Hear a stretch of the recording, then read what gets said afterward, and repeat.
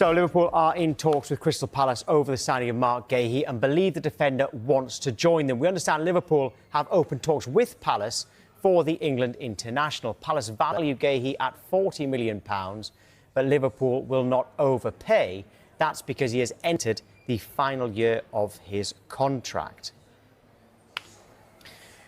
Right, Tim, everybody seems to have been saying that Liverpool need a centre-back and Guehi is the obvious name that stands out. So what do you think of this potential move?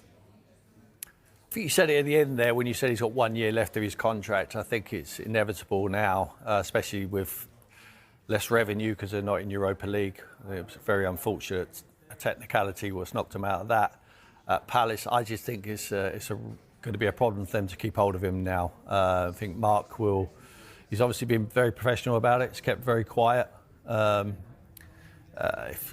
a team like Liverpool, we know what it's like with Alexander Isak, you know, they've turned his head, you know, the champions of the Premier League, you know, looks very promising for the future of that football club.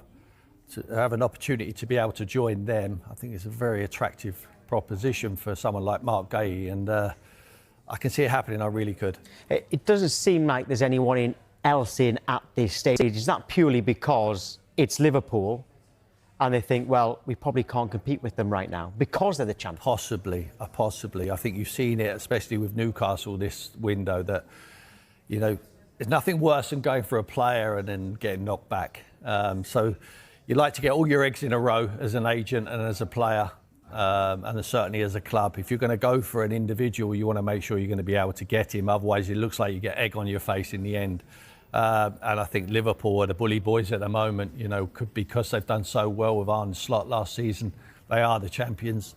And it is probably the most attractive move in the Premier League this season. Remember that on this show you can send in voice notes giving us your opinions. And Joe has sent one in this morning. He thinks that Liverpool need to sign both Guehi and Alexander Isak, he said.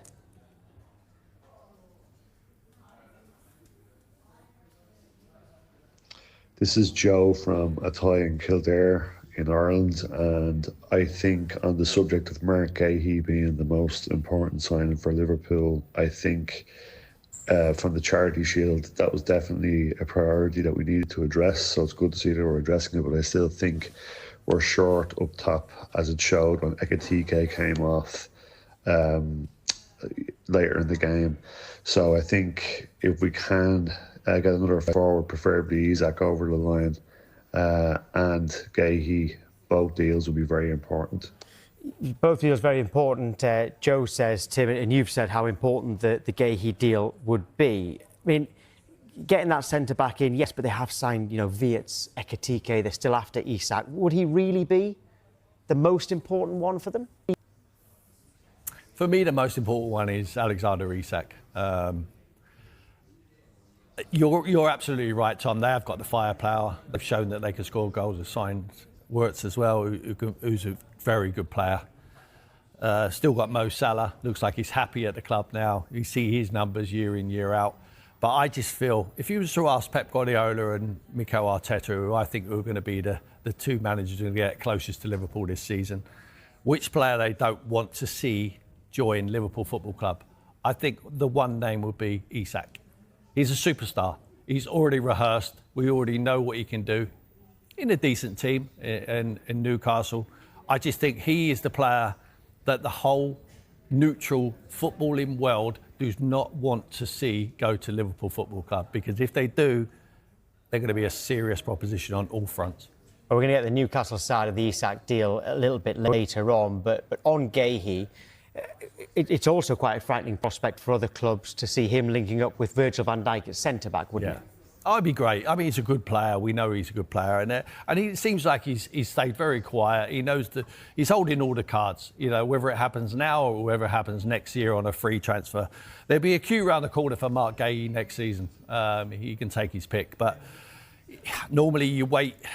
If the pick's not there, if he's not out there for you, then you wait as a player. But if he's, like I said, how attractive the move is to Liverpool, if they're there now. And they're willing to pay the price, I think Steve Parish and Crystal Palace would wish him well and move him on his way. And it will be a fantastic signing for Liverpool Football Club. Yeah, it seems like it would be a good signing for Liverpool. Now, Sky are partnering with Finalysis, an app where passionate fans known as Fanlists share their opinions on their club. And today we're joined by Liverpool fanalist Abigail Rudkin. Good morning to you, Abigail. Great to see you. Right, first of all, on Guehi, how good a signing would that be? I think it'd be a brilliant signing. I think, to be honest, we've seen gaps in the defence in this pre-season. I don't know if it comes down to Van Dijk's been ill. He took a bit of time out being unwell. You know, there's things like that. There's obviously things around Konaté's contract. So I think there's stuff around that that's sort of circulating around the defence, and if we could get another centre-back in, I think it'd be really, really good. I'm not saying it's the most important thing, because obviously up front I feel as though Ekitike has been very, very important to get in when we've moved on Diaz, you know, we've moved on Nunes, and sadly we lost Jota. So we're in a situation now where probably we need another forward, which if you can get Alexander Isak, that's amazing. But if you can get Guehi at the back and you can sort of start to let him learn from Virgil van Dijk, you know, learn from Konaté. And I don't think he's going to start straight away. I wouldn't say he's better than Virgil van Dijk or better than Konaté, but Liverpool have got to start planning ahead now. If Konaté decides he doesn't want to sign a deal, Arne Slot needs to start thinking about the future of Liverpool. So I think maybe you do put Guehi in then, once he's learnt the ropes at Liverpool quite quick. I mean, he's a captain. Liverpool like to have captains in their side. You can just tell from the leaders that we've got in the team. So it feels like a strong one to bring in. It does, especially when he's just won silverware. Abigail, it sounds like you would originally be seeing him potentially as a squad player, but surely he wouldn't sign as a squad player, given that he's got a World Cup coming up next year. Yeah, I don't think he'd want to. I think that's something that he needs to keep in mind. I've seen a lot of Crystal Palace fans coming forward and saying if he wants to be in that World Cup squad, he probably will start every game at Palace, and that's really important. But I think when it comes to Liverpool, you don't just get a place in the first team straight away. I think he's sort of got to earn that, and he is. Obviously, he's a brilliant quality player, but when you've got Konaté and Van Dijk together in that pairing and you're going for another league title, I understand there is time for transition there and time to learn, but for me, it just feels as though you can't change too much. Liverpool are in a situation now where it feels like there's lots of change. Lots of players have moved on, and it's starting to feel very, very, very different. And I don't know if I'd be willing to just straight away be like, OK, well, swap Konaté out there then and, you know, make those changes. So I think it'd be a steady transition. Even Alexander Isak, to be honest. I mean, a lot of people are saying he goes straight in. I'm not 100% convinced that he goes straight in if we signed him before the league starts. I think that maybe you do give Ekitike that chance. So I don't know. It's one of those things that we'll have to see. I know a lot of people will disagree with me on the Isak thing. I've got a feeling Tim might actually. Tim, if he's going to cost up to £150 million, would he go straight in for you? I think he goes straight in because he hasn't got to get used to the Premier League. He's already got used to that. We know he's a prolific goal scorer in a team which wasn't as good as Liverpool, where he's going to get so much firepower and service in and around him. I'd just like to ask Abigail, if you have one choice, Abigail, who are you taking? Are you going to take in Guehi? You can only have one. It looks like you don't want either of them, by the sounds of it. But if you could have Isak or Guehi, who are you taking right now? I mean, that's a bit of nonsense, because I want them all. I want both of them. If I could have all of them, I'd be very happy. I think if you'd have asked me a week ago, I'd have definitely have said Isak, because I've had my heart set on him for a very, very long time now. I think if you'd have asked any Liverpool fan at the start of the season last year, who do you want to see come in eventually at Liverpool, you'd have said Isak. But now, after I've seen a few cracks in the defence over the pre-season, I'm sort of starting to think we definitely need Guehi. But if you have an opportunity as a football club to sign the best striker possibly in the world, maybe even in the world right now in Alexander Isak, you've got to go and do that. And you never know, Guehi might run down his contract at Newcastle, and then we can go and get him for a free next season when, you know, Konaté decides to move on by the looks of it. So I would say Alexander Isak, if you've got that money sitting there to go and sign him, and we'll stay within PSR with that, I think you've got to go and sign Isak more than going to get Guehi. I do think that option would still be there in a year's time. Yeah, I agree with you. I just think the biggest rival to you this season for me is going to be Arsenal. And I would say if they was to sign Alexander Isak, it would give you a real problem to win the Premier League. So Yeah. so to take him to your football club almost sets you apart from anyone. I just think the rest of them might as well pack their bags and go home. I think anyone who Alexander Isak plays for is going to be a competitive team. I think at the end of the day, if he'd have signed for Arsenal, I'd have been a lot more panicky right now, because I do feel as though we are favourites as Liverpool. I think we were favourites before the Isak rumours were coming about. I still think that when we signed Wirtz and Kerkers and Frimpong and even Ekitike, you know, Newcastle wanted Ekitike. I think when we signed those players, that sort of made us further favourites than we already were. So. Yeah. I think if you sign Alexander Isak, it sets you apart from the rest. So it definitely does. I don't think Guehi has that same effect. So it is very exciting to be a Liverpool fan right now and be able to be talking about those two players. Yeah, well, so exciting that you say Isak might be the best striker in the world, but you'd still put him on the bench, Abigail. That's how we're going to remember you on today's show. Thanks, Abigail. Great to speak to you. Speak to you again soon. Nice to speak to you. Right, OK, our poll today, by the way, which is live, we are asking you very simply, in terms of Liverpool, which player would be a more important signing? Would it be Alexander Isak? Would it be Marc Guehi? So basically, who do Liverpool need more? At the moment, 57 of you are saying Marc Guehi. Do you know who's voting there? Arsenal fans and Man City fans. Yeah, I think you might be right there. You might be right there. And Newcastle fans as well, maybe as well. OK, but in terms of that time, you've answered that question. You very much believe that it is Isak. Abigail was saying how confident that Liverpool are about winning the title again. If you had Isak and Guehi, can anyone touch them? I know you've just said Arsenal there, but would you still say there's going to be a gap? Yeah, if you was to ask me now to put my head on the line, I would say that Liverpool, Abigail's quite right, they'll be favourites before the start of the season because they've done it, they've got quality players, and they've added some real talent as well. Ekitike, for me, is a maverick. I'm not sure what you're going to get week in, week out, but sure he's going to add to the squad of players. Wirtz as well, he's been a fantastic player. He has got real quality in tight areas, can open up the door, you know, he sees a pass at the right time. Yes, they do need some help defensively. Kwanzaa has obviously moved away. Kanate out of contract next summer. They want to make him sign a new contract. Looks like he probably won't, so that hence why they're going for Marc Guehi. I think they will get enough. If it's not Marc Guehi, it'll be someone else they will bring into the football club. So yeah, there is a gap there, but I just think if they was to sign Alexander Isak as well, it does add a lot more pressure to them. You know, they can't just think they're going to turn up in the Premier League and win football matches and it's going to be as easy as that just because you've got the names on the sheet. It doesn't work like that. You have to earn the right. They've got a real top manager who's had his first year in the Premier League and it couldn't have gone any better for him. They backed him.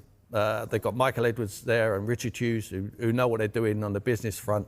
And that's a real force at the moment, that football club. If they was to sign both of these players, which I think is a real possibility they could do, then I think it is ominous for every other football club in the Premier League. On the Newcastle aspect, it has been reported in The Athletic yesterday that Isak's adamant that he will never play for the club again. So if that is the case, have they got no other option but to sell him now and get as much money as they can? Yeah, in my opinion, you need to sell the player because you end up without the player or the money if he doesn't go now. They obviously need to sell him to be able to recruit other players. I don't think PSR they haven't got the headroom to spend any more money.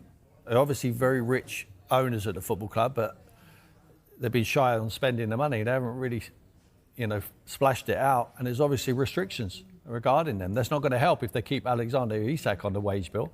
They need to get rid of him. And if he's a player who doesn't want to be at a football club, now I would like to know if Alexander Isak has actually come out and said, I do not want to play for the football club again. I will not play for the football club. That is an absolute disgrace if that has come out of the mouth of the player. And if it hasn't come out of the mouth of the player needs to come to the public or he needs to say, I never said them words. This is not my words. He needs to be telling everyone because he's not looking good on the back of that. Even to Liverpool Football Club, if they're the suitors for him, You know, for a player to come out and say, I'm digging my heels in so much, I'm never going to play for the football club again, is an absolute disgrace. And I don't believe players actually say that. I'd like to know where that has actually come from. And like I say to Alexander Isak, if that's not you saying it, you need to come out and tell everyone you haven't said that. Now, regarding the move, there has been speculation. It is Liverpool Football Club. There's more than speculation now. I think Newcastle are absolutely right to dig their heels in and get what they want for the player. And Liverpool, I believe, will pay whatever it takes. There will be a limit. There will be a cut-off point. I'm not sure, even if we speculate on the amount, I think possibly 150 million will get the player. Now, whether Liverpool are prepared to pay that or not, we've already spoken in the first part of the show how important we feel like it would be, or I certainly feel it would be to the football club and to Liverpool's chances of replicating what they did last year and probably going one stage further and winning the Champions League. So for me, I would pay the money. If I'm Eddie Howe and Newcastle, I just want him gone now. I just want him outside of the door. And I want to be given that money with enough time to spend so I can...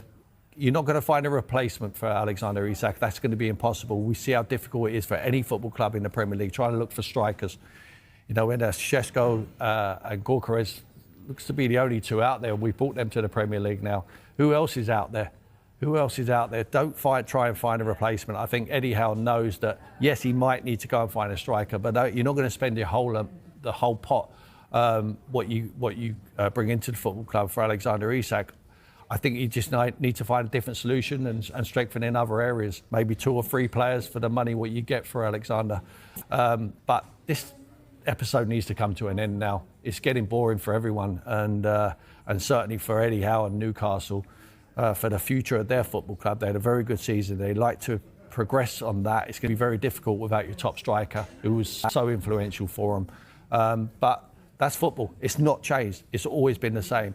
And let me just tell everyone out there that I honestly believe that there's no loyalty in football. There's no loyalty from players. There's no loyalty from clubs either. The only loyal people in this game are the fans, the people who are contacting us today and the people who are out there and are paying their well-hard earn money to go and pay and watch their team play every week. Unfortunately, there's no loyalty from players, managers, or clubs themselves. The fans are the loyal ones. That is the industry we're in.